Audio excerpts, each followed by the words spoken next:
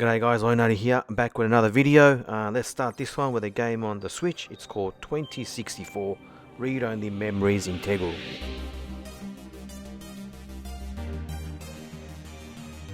So this game is basically an old school adventure game with lots of bloody text. So if you're like me and hate reading, you probably won't enjoy this one. I played just over an hour of this game and I hated it, but online this game is very well reviewed, so I guess if you like lots of reading, you might have more fun than I did.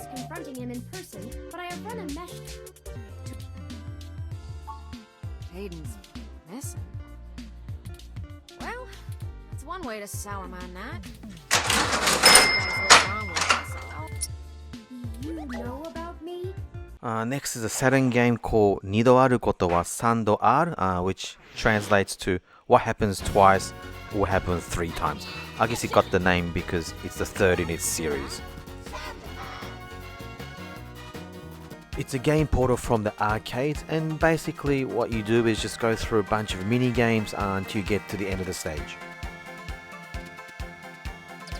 This game was only released in Japan, so obviously all the information on what to do are all in Japanese, but the mini games are simple enough. You don't really need to understand Japanese. It's pretty straightforward.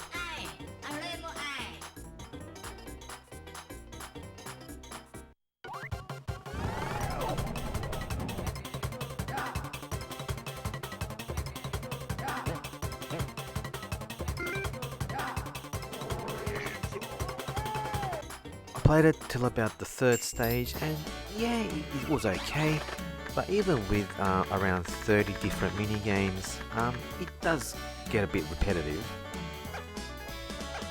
But in saying that, the game is quite cheap, so it might be nice for you to add it to your game collection.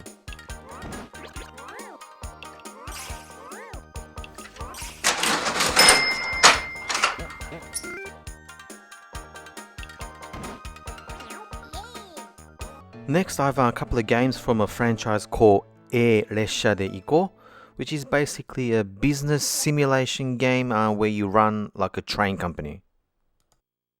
I believe some of the games from the series was released in the English region as A Train. And as you can see from some of the snippets from the game is pretty freaking boring. I'll be honest, I get more excitement watching my dog lick itself. I have no idea what the hell I'm doing in this game, and whenever a game asks me to read through 112 pages of bloody player manual, they've lost me. But hey, it must be pretty popular because the franchise is still going on strong, releasing games for the modern consoles such as PS4 and the Switch.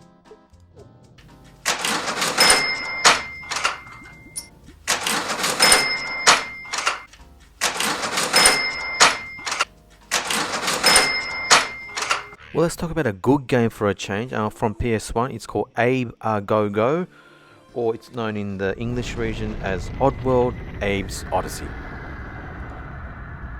Main story of the game is that you're an Abe who works for like a food manufacturing company, but you find out their dark secret, which is like they're using your species, your race, as the main ingredients to all their products, and you set to escape the company and rescue as many of your friends as you can, because that will affect the ending.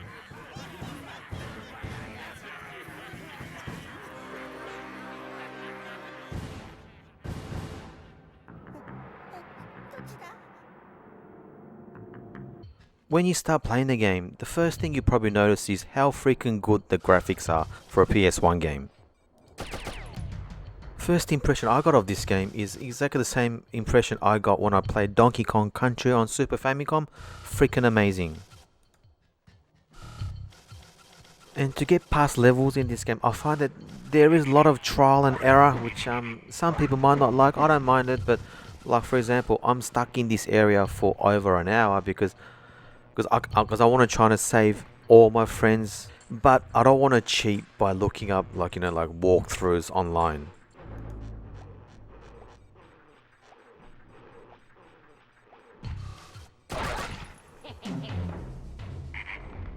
I have the Japanese version of the game, so obviously the voiceover and the on-screen dialogues are all in Japanese, but I can understand some of you might be looking for the English version, so what I'll do is I'll leave both prices for the Japanese and the English one. But please keep in mind that these prices are just giving you guys some just rough idea on how much it might cost, and obviously the prices may be different depending on the condition of the game, like the manual is missing or the case is cracked or whatever.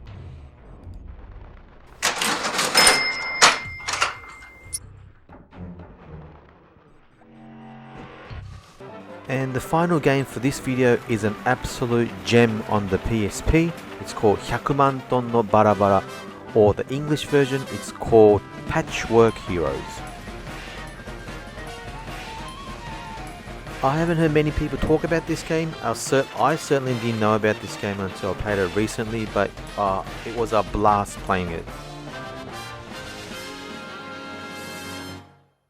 So the character you control is part of a platoon whose main task is stopping these huge enemy aircraft within a certain time limit.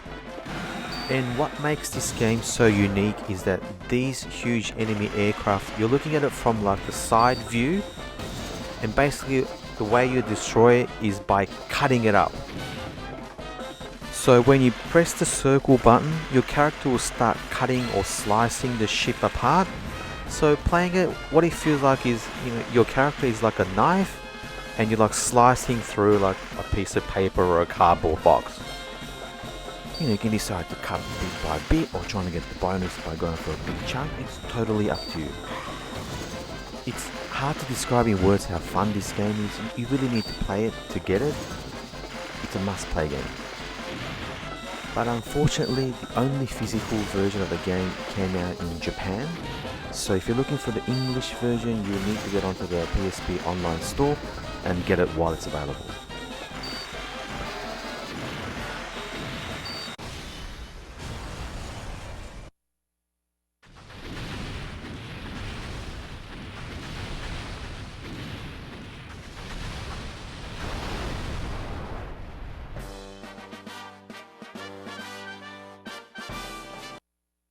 Alright guys, thanks for watching the video. After adding these games, my game collection value goes up to